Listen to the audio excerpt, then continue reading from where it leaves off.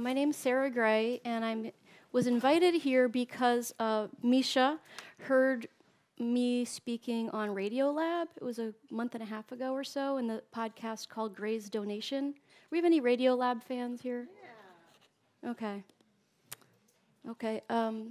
So this may sound familiar, so don't spoil it for the other people, okay?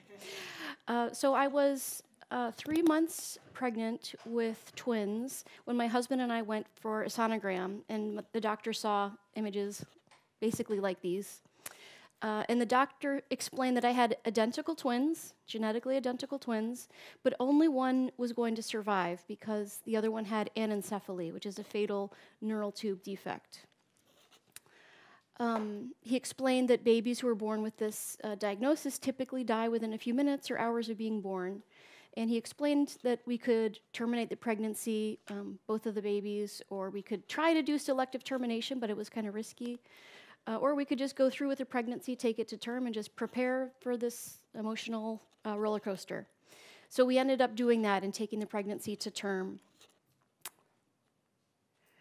This is a picture of Thomas. He was born alive, and he lived for 6 days. He died at home, and right after he died, we called the Washington Regional Transplant Community, which is our local organ procurement organization, because we had arranged in advance to donate his organs. Because I had so much time in my pregnancy, I was able to prepare and ask a lot of questions and find out what would be possible. And the WRTC said that because of his size, his predicted size when he was going to be born, that he would probably not be able to donate for a transplant, but he could donate for research. And that helped me see him as not just a victim of a disease, but as a possible key to unlock medical mystery. So the van came and picked up his body and brought him to Children's National Medical Center in DC. And we got a call a few hours later that said that the recovery was a success. They told us that they removed his eyes and they removed his liver.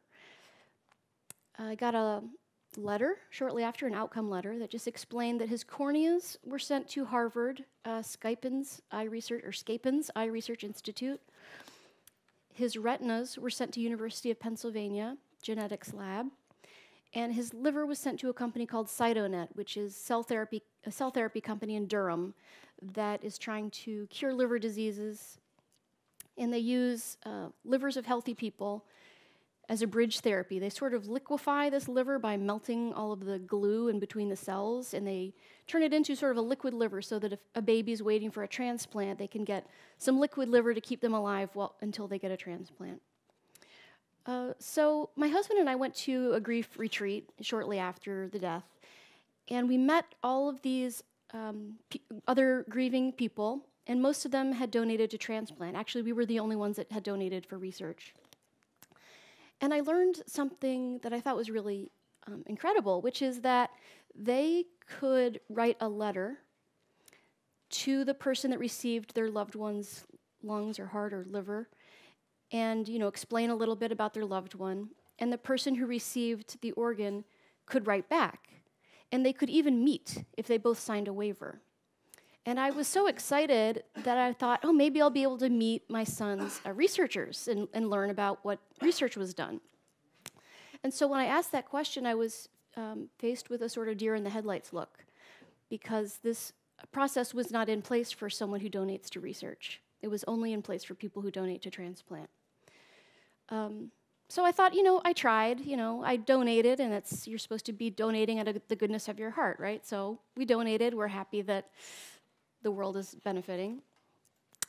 But at the 1-year anniversary of his death, the 1-year anniversary, I asked them, do you have any other information? No, they didn't have any.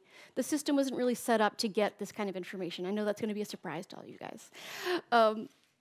But then another year later, I was in Boston for work. I was exhibiting at Heinz Convention Center for my job, not the job I have now, my old job. And I just Googled that Scapin's Eye Research Institute was a couple miles away from where I was exhibiting. So I sort of gathered up all my courage, and I called the front desk of Scapin's, and I explained that, I donated my son's eyes. Is there any chance I can come by for a tour and just see what is going on here?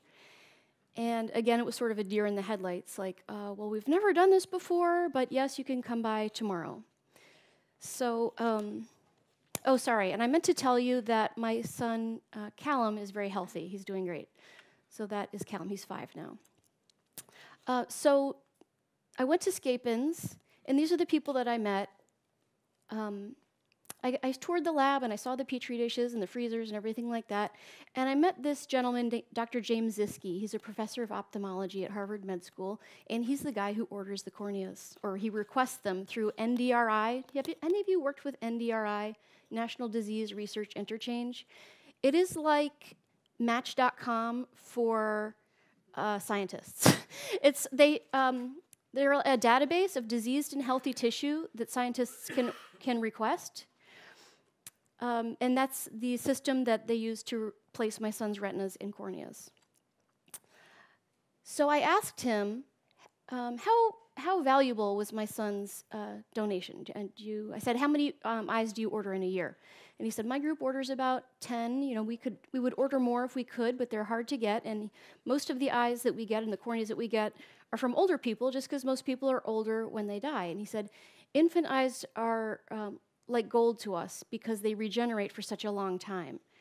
And he said, if you don't mind me asking, how long ago did your son die? And I said, I don't mind, it was 2 years ago. And he said, we're likely still doing research on your son's cells right now. So it was such a empowering feeling, and I really felt like, okay, I finally know that donating was a good idea, and I'm really proud that we made that choice. And I'm going to tell all my friends, if anybody has to ever think about this, I did it, and I recommend it, and it was worthwhile. I came home, I told my husband all about this, and I said, I want to see where his other stuff went. So we went down to Durham, North Carolina, and I visited the place that we also donated the cord blood of both twins. So we went to Duke, and I got to meet the team who does the research on the twins, and they even showed me a poster that included a small cohort that may have included my twins, and they said they found 1,000 epigenetic differences between these identical twins. So that was really powerful to see this poster. One thing that I thought was interesting about the poster is that it said at the bottom, like, we thank the participants. But they had never sent that to me, or, as far as I know, made any effort to really thank me, but it was on their poster, so maybe they had to check a box or something. Next, we drove down the street and we went to CytoNet, the place that receives the livers. And I met Sonia Miu. She's standing next to me, and she was the person that actually held Thomas's liver in her hands when it arrived. And she performed the liver melting process. His liver was not transplanted. His liver cells were not transplanted into a baby. It was used in a 6-liver study to determine the best temperature to freeze infant liver cells. So I'm proud that he got to be part of this new piece of knowledge that's out there. After that, we visited University of Pennsylvania, which is the place that got his retinas. Once I had done this, I wrote a letter, and I just started out the letter saying, "Dear researcher," I explained who I was, and I said, "Could you tell me why you ordered or why you requested infant retinas in March of 2010. I explained who I was, and I was like, I'm not trying to criticize you. I just want to learn what's going on. And 2 days later, I got a response from her saying that she was researching retinoblastoma, cancer of the retina, and that my family was welcome to tour her lab. So next we talked on the phone, and initially she seemed very, like she felt indebted to us, kind of uncomfortable. She said, your son made the ultimate sacrifice, and I could never imagine how you feel. And I was like, I said, first of all, no offense, but I did not choose your study. I just donated to the system. The system picked your study. Now, I'm sure your study is great. I said, also, I want you to use the tissue. That's why we donated it. And your research gives an added layer of meaning to our son's life, the fact that he can contribute in this way. So don't feel guilty about this at all. We then set up a date. So I came to see her. and Ross and Callum came with me, and we met about 7 people on her staff. And she explained to us that she had had a standing order with NDRI for 6 years. She wanted infant retinas, and she only received 1 sample in those whole 6 years, and that was my son's retinas. So she explained this was so rare to her that they, don't cry, you guys, okay. Pull yourselves together.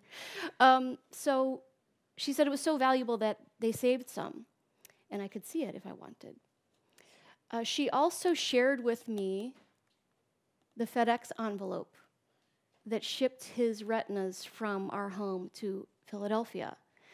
I know this doesn't seem like much, but to me this is like an heirloom, like a wedding certificate or a military medal or something. This is a valuable piece of our family's history. I really treasure this FedEx shipping label. She then opened the freezer. That's a picture of me looking at the small vials. There are still 2 tiny vials left of his RNA. She explained to me that he has a code name. His code name is RES 360. RES means research, and 360 means he's the 360th specimen. And she showed me some results that were based on RES 360. We actually visited on the twins' 5th birthday, so they presented Callum with a science kit as a birthday gift. And they offered him an internship in the future. And it was a really positive experience. Her name was Dr. Arupa Ganguly, who received the retinas, and she just wanted to hug Callum. And this experience was really valuable for my family, and I think it was also very gratifying for Dr. Ganguly. She said that they had never had somebody visit before, and they're surrounded by these samples, and they probably, if they're human, they wonder where did this come from? There's an origin involved. So I guess my point of this is if any of you work with human tissue and you wonder where it comes from, write a letter. Give it to the organization that gave you the tissue and invite the family to visit your lab. Also, if you are ever in this situation where you have to make a decision about donating for transplant or for research, I did it and I recommend it. That's it for me, I guess. Depending on how many minutes left, I'll take questions.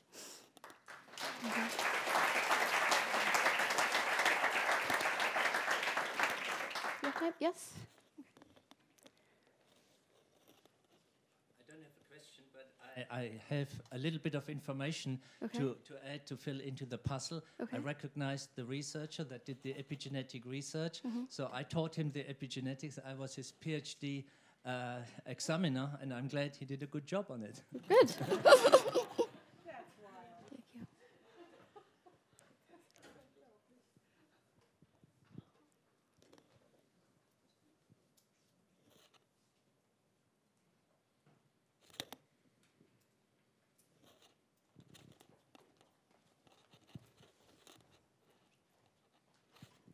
I think what's really nice to see is how kind of serious and also friendly the professors and the researchers took it. I was wondering to what degree the institutions interfered, like whether their PR department or legal department were kind of getting worried or concerned or felt that they had to manage the process and to kind of make sure that nothing bad happens.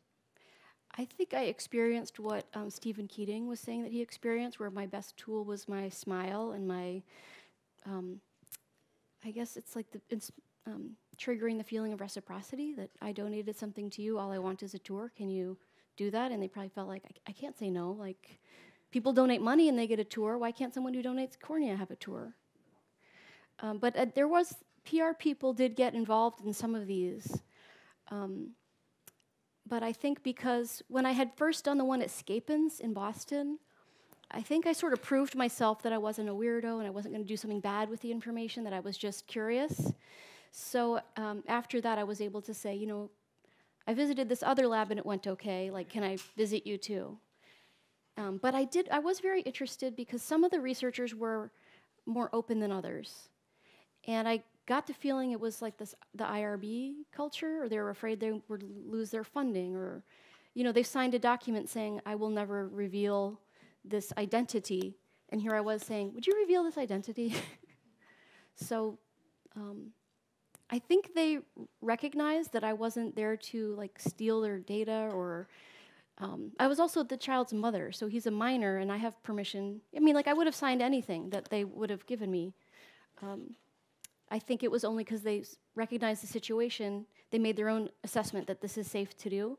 But I would like to make it easier for the next person that comes along. Like, what if their smile's not that great, or someone's in a bad mood and they just don't feel like it? I would hate to think that it's up to the individual person and what mood they're in that day if you get access to this kind of information. Yes. Question? You mentioned that you're no longer working where you were previously working. Are you now doing something to sort of move this forward or help this process in some way? Yes. After we donated, it was 5 years ago, so 2.5 years ago, I had been doing some advocacy for this. When I told WRTC what I had done when I went to Boston, they were shocked, and they said, we have never heard of anyone doing this ever. And they were happy for me. They're like, that's great. Maybe some other families will be able to do that. But they were, we thought the researchers weren't going to tell you. We weren't sure if they were going to be nice to you. They've never been trained on how to deal with a family like this. So they invited me to do some speaking things, and I had done a couple media things where they interviewed me about it. So I just decided, instead of doing this for free, I'll just get paid for it. So I now work for the American Association of Tissue Banks as their Director of Marketing and Public Affairs. So thanks for your talk. It was great in a lot of ways. What is your vision then? What do you want to happen? Can you tell us more about that between the participants and the researchers? I guess in my dream world would be when you make a donation like this, if you could check a box that says, I would like more information, if it's available. Or even, I will only donate this if I have the right to more information. Almost like an open adoption is these days. If someone gives birth and they're in the middle of a crisis and they can't handle this baby, they can say, I will only let my child up for adoption if I can meet the future parents. I think it would be nice if we got closer to something like that, where the donors have more rights.